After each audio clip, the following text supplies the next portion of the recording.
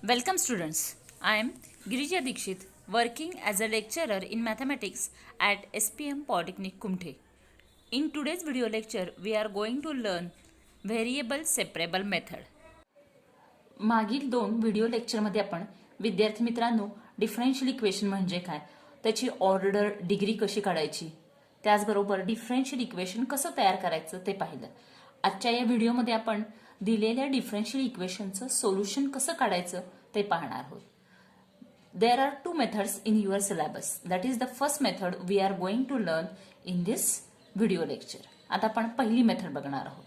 That is the first method is variable separable method. त्याच्या नावातच आहे व्हेरिएबल सेपरेट करायचं. त्याचा स्टँडर्ड फॉर्मॅट काय आहे? That is if dy by dx is equal to f of xy. म्हणजे dy by dx is equal to दिलेल्या फंक्शनमध्ये x आणि y असतील किंवा or m dx plus n dy is equal to 0 is such that it can be integrated in the form. म्हणजे समजा दिलेलं differential equation ह्या फॉर्म मध्ये असेल किंवा m dx plus n dy या फॉर्म मध्ये असेल तर त्याचे आपल्याला सोल्युशन कसं काढता येतं? By separating. आता इथे आपल्याला integral f1x dx plus integral f2y dy is equal to 0 अशा प्रकारे काढता येतं. परंतु हे काढण्यापूर्वी आपल्याला x dx एका साईडला करावे लागतात आणि y dy दुसऱ्या साईडला. म्हणजेच काय? By simple adjustment that is if it is possible to write all the terms containing x alone with dx. म्हणजे ज्या साईडला dx आहे त्याच साईडला xच्या टर्म लिहायच्या आणि ज्या साईडला yच्या टर्म dy आहे त्याच साईडला बायच्या टर्म सगळ्या आल्या पाहिजे. म्हणजे थोडक्यात इथं आपण व्हेरिएबल सेपरेट करतोय म्हणून या मेथडचं नाव आहे व्हेरिएबल सेपरेबल मेथड किंवा त्याला व्हेरिएबल सेपरेबल फॉर्म असं सुद्धा म्हणतात. म्हणजे पहिल्यांदा दिलेले इक्वेशन समजा या फॉर्म मध्ये असेल की ज्यामध्ये एक्स वाय एकत्रच आहेत तर पहिल्यांदा ते आपल्याला सेपरेट करावे लागतात. आणखी गोष्ट लक्षात ठेवायची आहे dy and dx should be always at numerator. हे dx आणि dy हे न्यूमरेटरला असले पाहिजेत. नसतील तर पहिल्यांदा करून घ्यायचं आणि मगच पुढचं एक्झाम्पल सोडवायचं. मग हे x dx एका साईडला केले, y dy दुसऱ्या साईडला केल्यानंतर आपण दिलेल्या डिफरन्शियल इक्वेशनचं सोल्युशन काढायचं. दिलेल्या डिफरन्शियल इक्वेशनचं सोल्युशन कसं काढायचं? That is by the direct integration of such equation gives general solution of equation. म्हणजे x dx एका साईडला केले, y dy दुसऱ्या साईडला केले तर त्याचं इंटिग्रेशन घ्यायचं आणि जे काही आन्सर येईल that will be the general solution of differential equation and it is equal to c that is constant of integration. आता याच्यावरचे आपण एक्झाम्पल सोडूयात तेव्हाच आपल्याला हे जास्त आणखी क्लिअर होईल. फर्स्ट एक्झाम्पल काय आहे?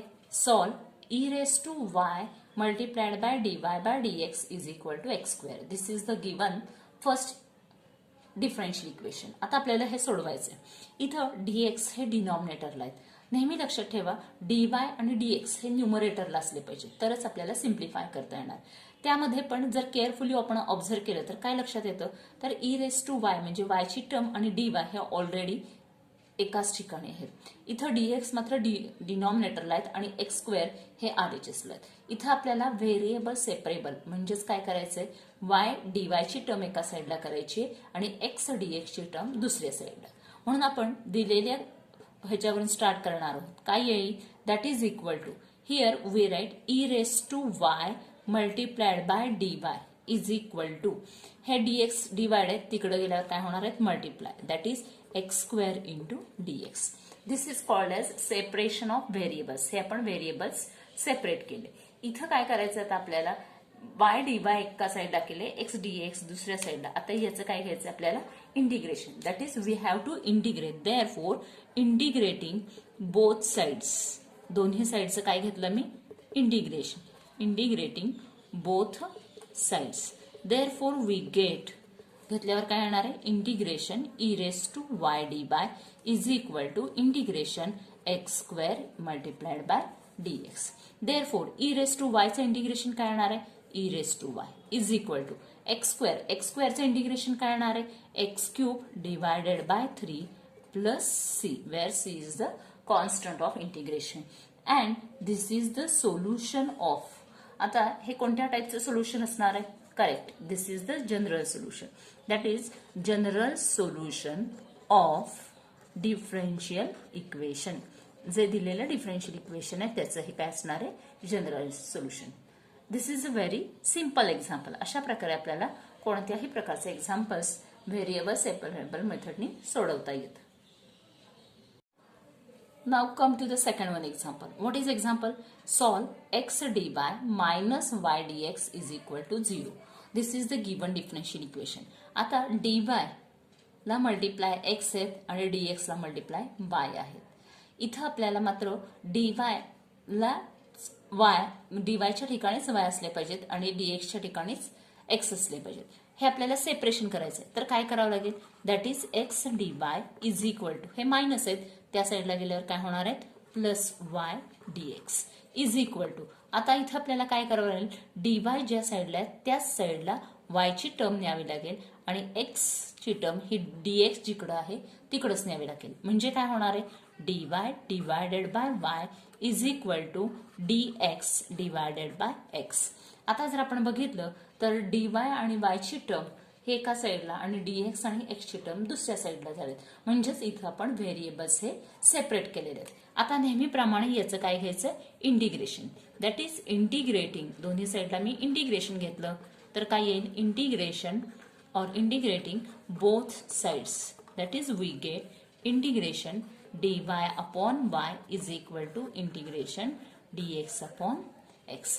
Therefore, आपल्याला माहिती आहे 1 अपॉन y चं इंटिग्रेशन काय येणार आहे, log y is equal to integration of 1 upon x that is log x plus. आता इथं c घेण्याच्या ऐवजी कॉन्स्टंट ऑफ इंटिग्रेशन मी जर log c घेतलं तर मला सिम्प्लिफिकेशन सोपं जाणार आहे. c is a constant and again log c is also constant, म्हणून मी c च्या ऐवजी काय घेतलं, log c घेतलं.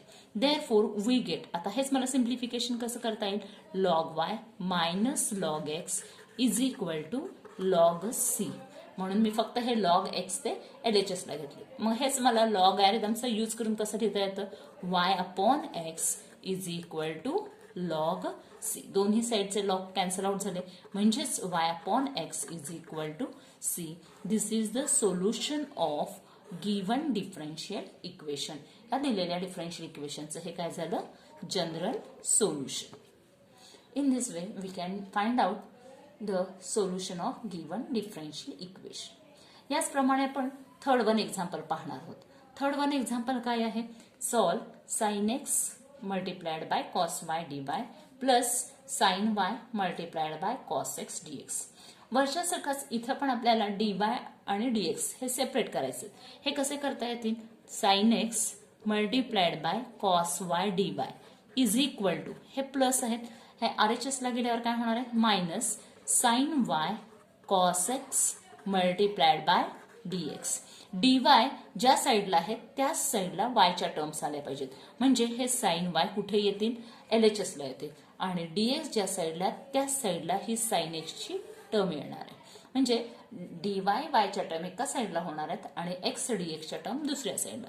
Therefore we get that is cos y divided by, हे sin y फक्त आणले मी, sin y multiplied by this dy as it is minus हे cos x divided by, हे sin x आहेत, हे डिवाइड झाले multiplied by dx.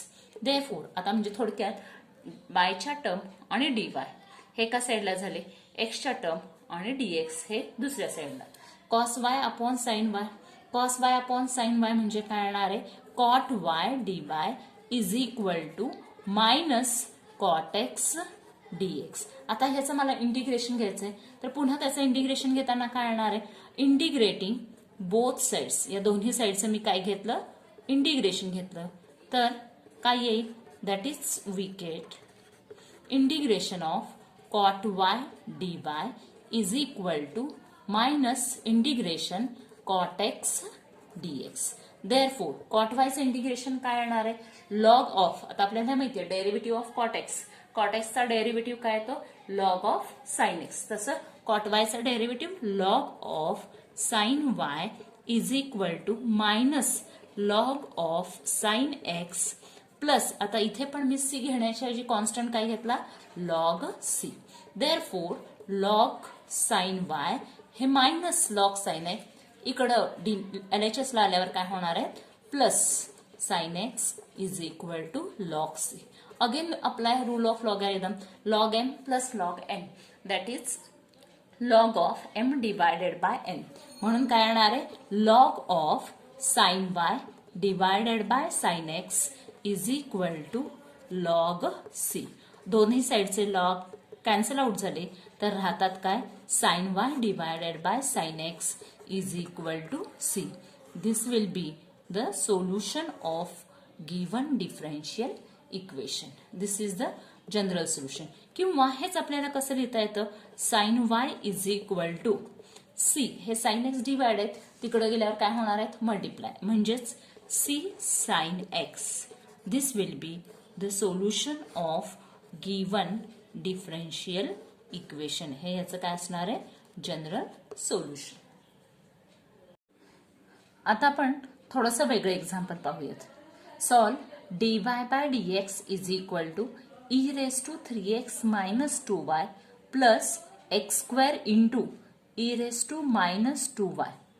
पहिल्यांदा दिलेलं एक्झाम्पल केअरफुली ऑब्झर्व करा. काय केल्यावर आपल्याला y dy आणि x dx च्या टर्म सेपरेट करता येतात ते पहा. आता LHS मध्ये जर आपण बघितलं पहिल्यांदा आपण दिलेलं डिफरन्शियल इक्वेशन लिहूयात. That is given dy by dx is equal to e raised to 3x minus 2y plus x square into e raised to minus 2y. This is given. आता जर LHS केअरफुली बघितली तर आपल्याला एक गोष्ट लक्षात येते e raised to minus 2y he term दोन्ही टर्मकडे कॉमन आहे म्हणून मी दोघांमधून e raised to minus 2y RHS मधून कॉमन काढले तर ब्रॅकेटमध्ये काय राहतात e raised to 3x. इथं हे e raised to minus 2y मी बाजूला काढले राहिले e raised to 3x plus second term मधून पण कॉमन काढले तर राहतात ब्रॅकेटमध्ये फक्त x square. That is the value of dy by dx.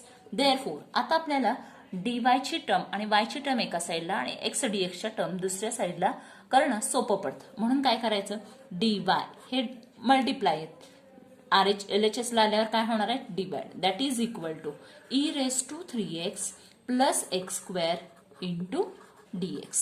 Therefore, हे e raised to minus 2y न्यूमरेटरला गेल्यावर प्लस होणार आहेत e raised to 2y into dy is equal to e raised to 3x plus x square into dx.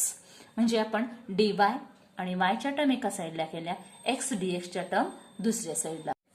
आता ह्याचं solution काढण्यासाठी दोन्ही साईडचं काय घ्यायचं integration. Therefore integration of e raised to 2y dy is equal to integration e raised to 3x plus x square multiplied by dx. Therefore, e raised to 2y, this is a composite function. e raised to 2y चं integration काय येणार आहे e raised to 2y divided by 2 is equal to e raised to 3x चं integration काय येणार आहे e raised to 3x divided by 3. हे दोन्ही फंक्शन e raised to चे दोन्ही फंक्शन हे कॉम्पोजिट आहेत म्हणून y चा जो कोइफिशियंट आहे त्यांनी या टर्मला डिवाइड केलंय आणि इथे e raised to 3x मध्ये x चा कोइफिशियंट 3 आहे म्हणून 3 नी डिवाइड केले प्लस x स्क्वेअरचं इंटिग्रेशन इथं पुन्हा x raised to n चा फॉर्म्युला वापरला x raised to n plus 1 divided by n plus 1 म्हणजेच काय येणार आहे x raised to 3 divided by 3 plus c. And this is the solution of given differential equation. हे दिलेलं डिफरन्शियल इक्वेशन आहे त्याचं काय असणार आहे general solution which is required general solution of a given differential equation. आतापर्यंत आपण जनरल सोल्युशन कसं काढायचं ते पाहिलं. आता या एक्झाम्पल मध्ये आपण पर्टिक्युलर सोल्युशन कसं काढायचं ते पाहणार आहोत. परंतु विद्यार्थी मित्रांनो एक गोष्ट लक्षात ठेवा पर्टिक्युलर सोल्युशन काढण्यासाठी पहिल्यांदा आपल्याला जनरल सोल्युशन काढावंच लागणार आहे. What is the given example solve sec square x into tan y dx plus sec square y into tan x dy is equal to 0. हे दिलेलं डिफरन्शियल इक्वेशन आहे आणि कंडिशन्स काय दिल्यात पर्टिक्युलर सोल्युशन काढण्यासाठी if y is equal to pi by 4 when x is equal to pi by 4 म्हणजे x आणि y च्या या व्हॅल्यू असतील तर पर्टिक्युलर सोल्युशन काय असेल ते आपल्याला काढायचं. First we start from given. What is given differential equation that is sec square x multiplied by tan y dx plus sec square y multiplied by tan x dy is equal to 0. This is differential equation. इथं dx आणि dy हे ज्या साईडला dx आहेत तिकडे सगळ्या xच्या term न्यायच्या आणि ज्या साईडला dy आहेत तिकडे सगळ्या yच्या टर्म. हे आपल्याला सेपरेट करण्यासाठी हे प्लस आहे, ह्या पूर्ण टर्म आपल्याला RHS ला न्यावे लागतील. म्हणजे काय येणार आहे, sec square x into tan y dx is equal to, हे प्लस आहे तिकडे गेल्यावर, minus sec square y into tan x dy. मी dx आणि dy सेपरेट केले. आता आपल्याला dx ज्या साईडला इथं tan x ची टर्म आहे म्हणून मला ही tan x ची टर्म LHS ला न्यावी लागेल आणि ही tan y ची टर्म ही RHS ला आणावी लागेल. जेणेकरून काय होईल, sec square x divided by हे tan x डिवाइड होणार आहे into dx is equal to minus sec square y divided by tan y multiplied by dy. म्हणजे थोडक्यात मी x ची टर्म आणि dx सेपरेट केले आणि y ची टर्म आणि dy सेपरेट केले, म्हणून याला व्हेरिएबल सेपरेबल मेथड असं म्हणतात. Now we can integrate. आता याचं मला जर सोल्युशन काढायचं असेल तर काय करावं लागणार आहे, इंटिग्रेशन घ्यायचं. म्हणून integration of sec square x divided by tan x into dx multiplied by minus integration of sec square y divided by tan y multiplied by dy. Therefore, आता आपल्याला माहितीये, if you observe this term carefully, tan x चा derivative काय आहे, sec square x. म्हणजे थोडक्यात डिनॉमिनेटरचा derivative न्यूमरेटरला असेल तर तेव्हा त्याचं डायरेक्ट इंटिग्रेशन काय येतं, log ऑफ. हे आपण ऑलरेडी स्टँडर्ड फॉर्म्युल्यामध्ये पाहिलेलं आहे.